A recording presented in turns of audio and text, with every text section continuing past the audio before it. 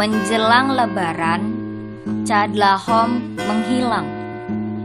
Dia bukan saja jarang kelihatan berlalu lalang di kampung, tapi ketika tampak pun tak mau bicara.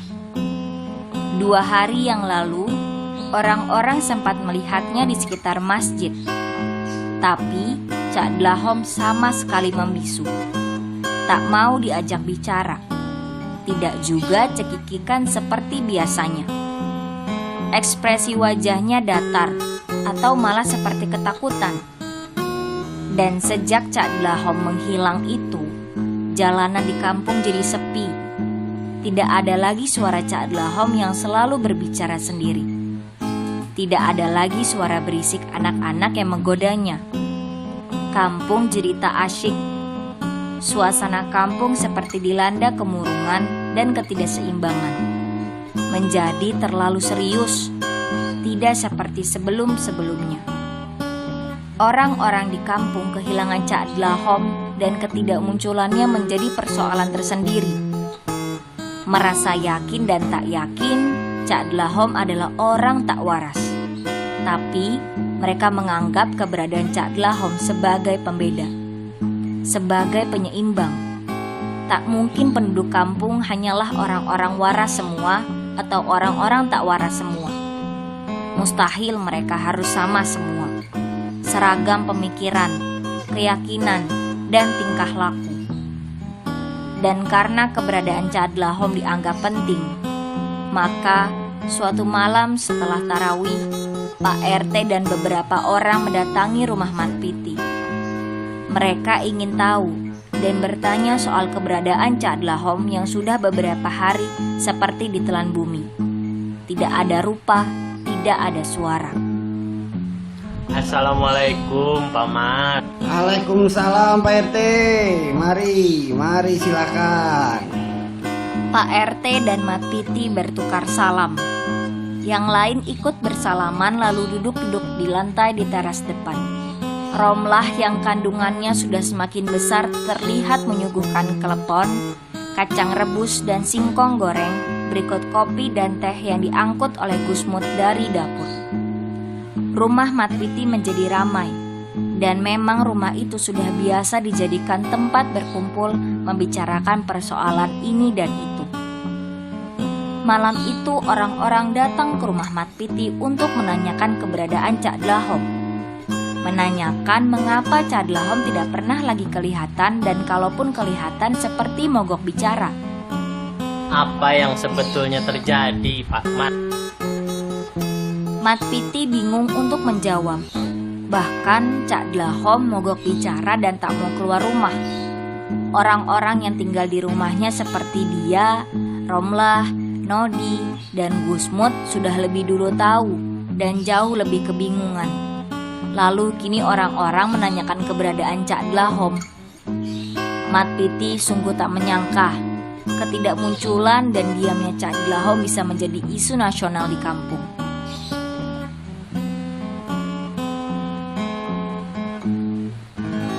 Saya harus jawab gimana ya Pak RT? Loh, ditanya kok malah nanya Pak Mat? Karena kami juga tak tahu Pak RT. Maksudnya tak tahu keberadaan Chadlahom? Bukan.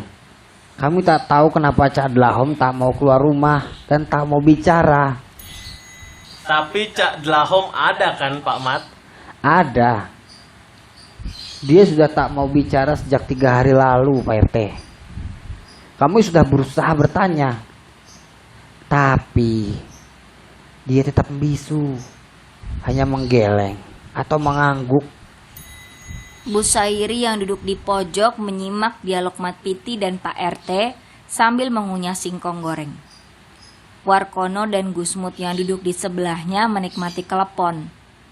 Dullah nyeruput kopi. Nah Nodi, coba tolong panggil Chadlahom. Mat Piti meminta menantunya untuk memanggil Chadlahom, yang disuruh segera masuk ke rumah. Dia menemui Romlah di kamar tengah dan meminta bantuannya untuk memanggil Chadlahom.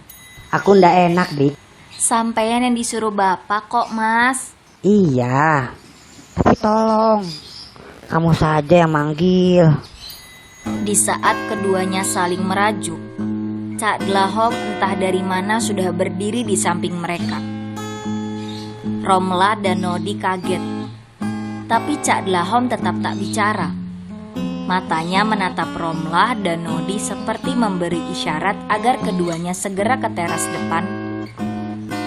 Dan memang, Romlah dan Nodi kemudian pergi ke teras dengan mengikuti Cak Dlahom. Saat Cak Dlahom muncul di teras depan, Warkono dan Bu Sairi segera berdiri menciumi tangannya. Pak RT dan yang lain menyalaminya. Mereka semua seperti takjub. Orang yang mereka tunggu-tunggu sekarang muncul dan duduk bersila di sebelah Mat Piti. Sejenak suasana seperti dilanda keheningan hingga Mat Piti membuka suara. Pak RT, Bapak-bapak, silakan tanya langsung pada orangnya. Orang-orang tak segera meresponnya. Mereka masih asyik memandangi Cak Dlahom yang duduk sembari terus menunduk, seperti tak mau melihat dan dilihat. Wajahnya tampak lebih pucat. Janggutnya terlihat putih. Badannya terlihat lebih kurus. Benar, itulah Cak Dlahom yang mereka cari-cari. Apa kabar, Cak? Pak RT mulai menyapa. Yang disapa tak menjawab. Dia bahkan tak mau melihat, masih tetap menunduk. Ya, seperti inilah Pak RT. Kalau ditanya tak mau jawab, tak mau bicara. Mat Piti belum selesai bicara ketika Cak Dlahom mengangkat wajah dan melihat ke arahnya lalu ke Pak RT. Pak RT sekali lagi menyapa. Sehat, Cak. Alhamdulillah, Pak RT. Orang-orang yang mendengar suara Cak Dlahom segera membalas. Alhamdulillah. Suaranya seperti kur atau paduan suara. Mereka akhirnya mendengar suara Cak Dlahom, tapi mereka masih menunggu. Menunggu Cak Dlahom bersuara lagi. Ini loh Cak, para tamu ingin tahu keadaan sampean. Khawatir ada apa-apa. Sampean kok ndak kelihatan? Kok seperti mogok bicara? Cak Dlahom kembali melihat Mat Piti, lalu melihat ke semua orang yang berkumpul di teras depan, termasuk melihat Romlah yang duduk di sebelahnya. Lalu katanya, Saya minta maaf Pak RT, bapak-bapak semua. Aku minta maaf, Mat. Aku memang berniat untuk puasa bicara. Beberapa hari saja, sampai lebaran. Kalau boleh tahu, kenapa Cak? Mat Piti memotong penjelasan Cak Dlahom. Mat, sejak balita, aku diajar bicara dan terus bicara. Sampai sekarang. Aku sudah terlalu banyak bicara.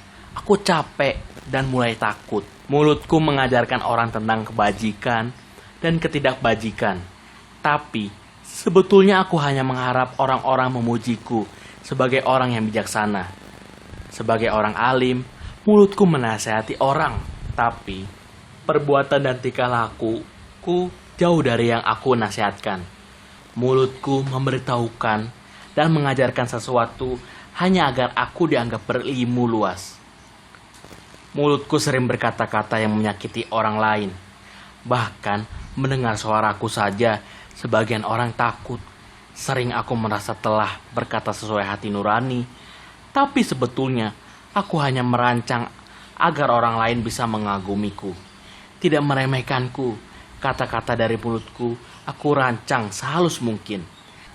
Tapi aku maksudkan untuk mengiris perasaan orang lain.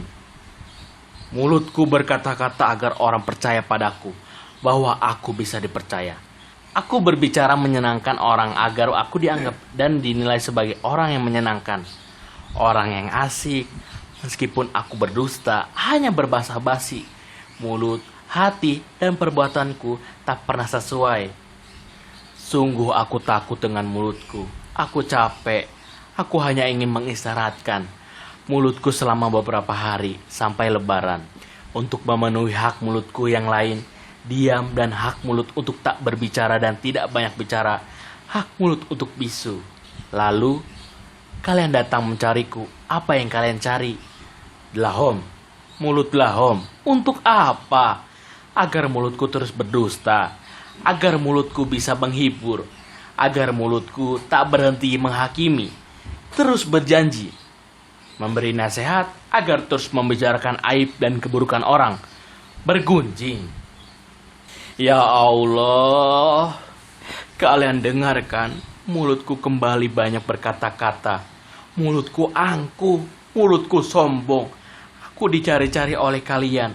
Tapi aku pura-pura tidak butuh perhatian kalian. Betapa munafiknya aku. Betapa jahatnya mulutku. Ampuni aku ya Allah. Suasana di teras depan rumah Mat Piti semakin hening. Suara Cak Dlahom yang seperti rentetan mercon renteng membuat mereka yang hadir di teras depan rumah Mat Piti hanya bisa menunduk. Mat Piti, Romlah, Pak RT, dan yang lainnya semuanya menunduk. Cak Dlahom juga menunduk. Dari mulutnya hanya keluar gumam. Ampuni aku, Gusti. Sejurus kemudian, Romlah yang duduk di sebelahnya terlihat merangkul pundaknya. Dia menepuk-nepuk bahu Cak Dlahom. Maafkan saya, Pak RT. Maafkan saya. Bapak-bapak, maafkan aku. Mat, maafkan. Cak Dlahom sekali lagi bersuara. Orang-orang tetap tak bereaksi. Mereka masih tak percaya dengan yang baru saja mereka dengar dari mulut Cak Dlahom tentang bahayanya mulut. Beberapa orang mencoba memahami. Mulut memang sangat berbahaya. Bisa menyakiti, bisa melukai, bisa menghancurkan, bisa membunuh. Iya, Cak. Kami juga meminta maaf. Kami semua hanya rindu sampean. Ingin sampean baik-baik saja. Pak RT menjawab. Suasana mulai agak tidak tegang. Mat Piti mempersilakan para tamu mencicipi kopi, teh, dan kudapan yang sebetulnya sudah tinggal separuh, atau malah hampir habis. Cak Dlahom berdiri, berjalan menjauh dari Romlah. Dia duduk di pojok di dekat Gusmut, Warkono, dan Busairi. Mulutnya tak bersuara lagi. Hanya Gusmut yang berani menggoda Cak Dlahom. Mulut saya ini kenapa menganga terus ya, Cak? Orang-orang sontak tertawa. Malam itu semua mulut orang yang duduk-duduk di teras depan rumah Mat Piti menampakkan giginya. Kecuali Cak Dlahom